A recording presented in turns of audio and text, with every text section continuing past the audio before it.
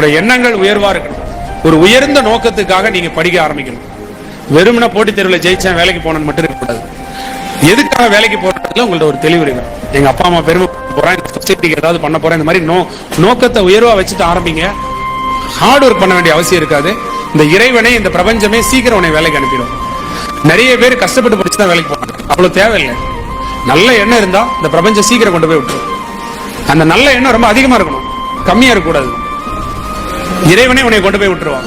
அதனால நல்ல உயர்ந்த நோக்கத்துக்கு எல்லாரும் போட்டித் தேர்வுக்கு படிக்கணுங்கிறது இந்த இடத்துல நான் கேட்டுக்கிறேன். உங்களுடைய வார்த்தைகளை இந்த பிரபஞ்சம் மிக மிக கவனமாக காதுகளை கொடுத்து கேட்டுக்கொண்டிருக்கிறது. எந்த மனிதன் நல்ல சிந்தனைகளோடு நல்ல எண்ணங்களோடு இருக்கிறானோ அந்த மனிதனை நோக்கி அந்த எண்ண அலை வரிசை உடைய மனிதர்கள் நெருங்கி வருவார்கள். சின்ன சின்ன வார்த்தைகள்ல கூட நேர்மறையான வாசகத்தை பயன்படுத்துங்க சார். வாழ்க்கையில எதுவுமே இல்லாம பிறந்தது அவமானமே இல்லை சார். வாழ்க்கையில எதுவுமே இல்லாம பிறந்தது அவமானம் கிடையாது. எதுவுமே இல்லையேங்கிற எண்ணத்துல மூழ்கி செத்து போறது அவமானம். மைண்ட்ல ஒரே ஒரு தாட் மட்டும் வந்தது, யாரெல்லாம் என்ன கேவலமா நினைச்சாங்களோ அவங்க முன்னாடி சக்சஸ்ஃபுல்லா வாழ்ந்து காமிக்கணும். கஷ்டத்திலிருந்து வெளியில வரணும் அப்படின்னா கஷ்டப்படணும். அந்த கஷ்டப்படுறது நம்ம இஷ்டப்பட்டு கஷ்டப்படணும். ஏன்னா லைஃப் எப்பயுமே ஒரே மாதிரி அப்படின்னா போகாது. டுயாலிட்டி, நம்ம நினைக்கிறது நடக்கும், நமக்கு நினைக்காததும் நடக்கும். வாழ்க்கையில ஜெயிக்கணுங்கிற வெறி இருக்கணும். நீங்க நல்லா இருந்தீங்க அப்படின்னா உங்க குடும்பம் நல்லா இருக்கும். உங்க குடும்பம் நல்லா இருந்தது அப்படின்னா இந்த ஒரு 100 பேரை அப்படின்னா நீங்க நல்லா வச்சிருக்க முடியும். ஆர்கியூ பண்ணவே பண்ணாதீங்க. ரொம்ப ஆர்கியூ பண்றவங்களை நான் பார்த்திருக்கேன். ஒரு வயதிற்கு பிறகு ஆர்கியூ பண்றதை நிறுத்திட்டு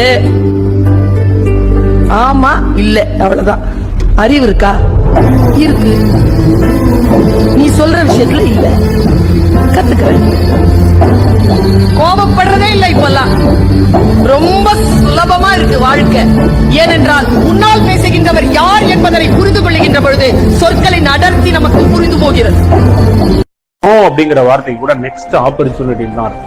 இங்க யாருமே ஒரே நாள்ல ஜெயிச்சவங்க கிடையாது. விழலாம், அழலாம், புலம்பலாம், வருத்தப்படலாம், இதெல்லாம் செய்யலாம். அதுக்கெல்லாம் உனக்கு உரிமை இருக்கு. ஆனா இது எல்லாம் எழுறதுக்கா இருக்கணுமே தவிர வீழ்றதுக்கா இருக்கக்கூடாது. அதனால உனக்கு நம்பிக்கைன்னு உனக்கு இருந்ததுன்னா எந்த காரியத்தினாலும் எடுக்கணும். அது கடவுளே எதிர்க்கிறதா இருந்தாலும் சரி. சில நேரங்களில் வாழ்க்கை நம்மை முழுமையாக அழுத்திவிடும். நம்மால் முடியாத நிலை, நம்மை நம்பிக்கை இழக்கச் செய்யும் தருணங்கள் வரும்.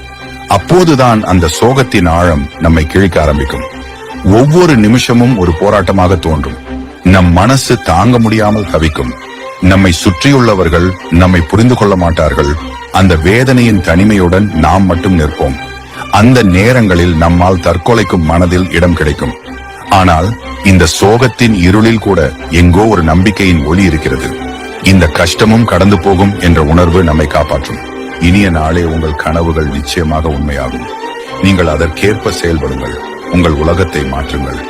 உங்களால பார்க்க முடியலன்னா அது இல்லைன்னு அர்த்தம் இல்லை. உங்களை மாத்துறதுக்கு, உங்க லைஃப மாத்துறதுக்கு யாருமே வரப்போறது இல்லை. உங்களுக்காக நீங்க மட்டும்தான் நிக்கணும். உங்களுக்காக நீங்க மட்டும்தான் ஃபைட் பண்ணணும். நீங்க தனியா இருந்தாலும் ஸ்ட்ராங்கா இருக்கணும்னா நீங்க உங்களுக்குள்ள பார்க்கணும். உங்களுக்குள்ள ஒரு பயங்கரமான ஸ்ட்ரென்த் இருக்கு, அது புரிஞ்சுக்கணும். புரியுற மாதிரி சொல்லணும்னா, நீங்க ஹெல்தியா இருக்கீங்களான்னு உங்களுக்கு எப்படி தெரியும்? நம்ம பாடியில ஒரு 78 ஆர்கன்ஸ் இருக்கு. இது எல்லாமே ஒழுங்கா ஃபங்க்ஷன் பண்ணா நீங்க ஹெல்தின்னு அர்த்தம். சோ இதை நீங்க பாக்குறீங்க, அதனால நீங்க ஹெல்தின்னு நம்புறீங்க. கரெக்டா? சோ இந்த ஆர்கன்ஸ்ல ஏதாவது ஒன்று ஒர்க் ஆகல. ஃபார் எக்ஸாம்பிள், உங்களுக்கு வயிறு வலிக்குதுன்னா உங்களுக்கு ஏதோ சரி இல்லன்னு தெரியும். டாக்டர் கிட்ட போவீங்க, அவங்க ஏதாவது கொடுப்பாங்க, சரியாயிடும். இதோட கிளாரிட்டி நமக்கு இருக்கு. பட் ப்ராப்ளம் என்னன்னா, God has given you huge strength in your mind. அத பத்தி நீங்க தெரிஞ்சுக்கவும் இல்ல, படிக்கவும் இல்ல. உங்களுக்கு ஒரு ப்ராப்ளம் வருதுன்னா அது ஏன் வருது? ஏன்னா அது உங்களால மட்டும்தான் ஹேண்டில் பண்ண முடியும். அதை ஹேண்டில் பண்றதுக்கான ஸ்ட்ரென்த்தும் நம்ம கிட்ட இருக்குன்னு அர்த்தம். உங்க வில் பவர், உங்க ஃபோக்கஸ், உங்க செல்ஃப் டிசிப்ளின் இதெல்லாம் உங்ககிட்ட இருக்கு. இதெல்லாம் நீங்க யூஸ் பண்ணணும். ஏன்னா உங்க லைஃப் தான் மாத்துறதுக்கு யாருமே வரப்போறது இல்லையே. நீங்க தான் ஃபைட் பண்ணணும். Trust me, you have the strength within you. Actually நீங்க நினைக்கிறத விட நீங்க ரொம்ப ஸ்ட்ராங்.